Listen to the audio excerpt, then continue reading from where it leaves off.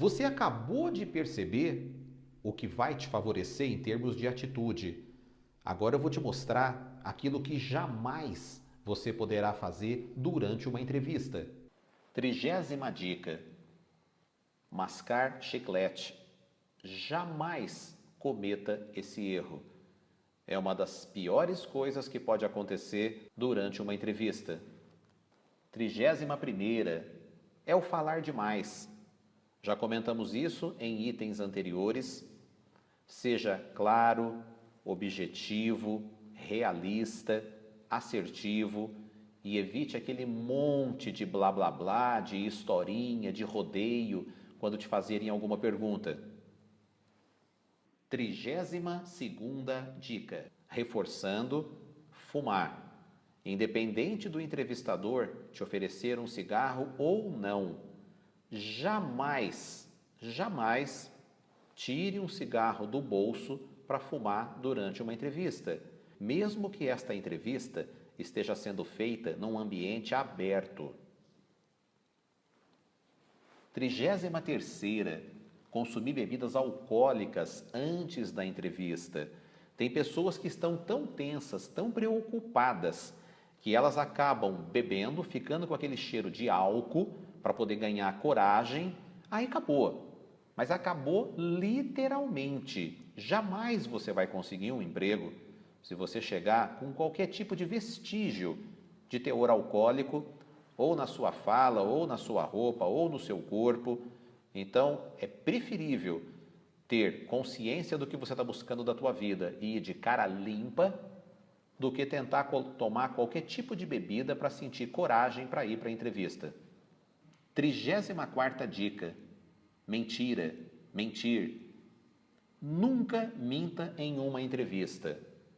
Antigamente as entrevistas de emprego eram mais curtas, eram mais simples. Então o entrevistador, as empresas não tinham tanto tempo de, por exemplo, ficar buscando testes à vida da pessoa antes da contratação. Atualmente não.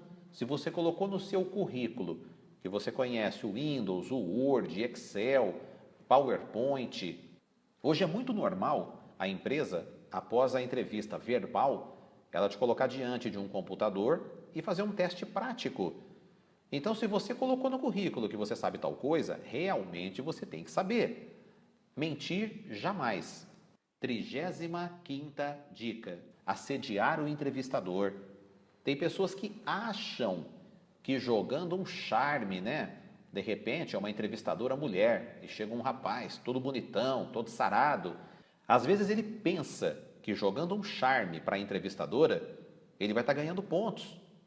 Muito pelo contrário, o assédio ao entrevistador é uma das piores coisas que o entrevistado pode cometer durante uma entrevista. Então, se já passou pela sua mente assediar, por causa, às vezes, da sua beleza, por causa, às vezes, da sua lábia, da sua fala, esqueça. Isso literalmente vai colocar você para fora da empresa. 36ª dica: jamais converse sobre assuntos polêmicos, política, futebol, religião. Isso nunca deu certo, isso nunca dará certo e é algo muito individual. Procure ser totalmente neutro nesses 3 temas. 37ª dica: evite franzir a testa em demasia. Às vezes o entrevistador te faz uma pergunta e antes de você responder, você franze a testa como se estivesse pensando, não entendendo nada. Meu Deus, o que eu vou falar? Então procure franzir a testa muito pouco, ou de preferência, se puder, não franzir a testa, melhor ainda. 38ª dica: ignorar perguntas. Jamais ignore uma pergunta do entrevistador, dando uma de mal entendido, que não ouviu direito, que não entendeu a pergunta. Quando você realmente não souber algo, seja honesto e sincero, mas jamais ignore essa pergunta. 39ª, mudar de assunto. Algo que faz você também ser muito mal visto por um entrevistador é quando ele está falando de alguma coisa já há um determinado tempo e de repente você vai e dá aquele corte.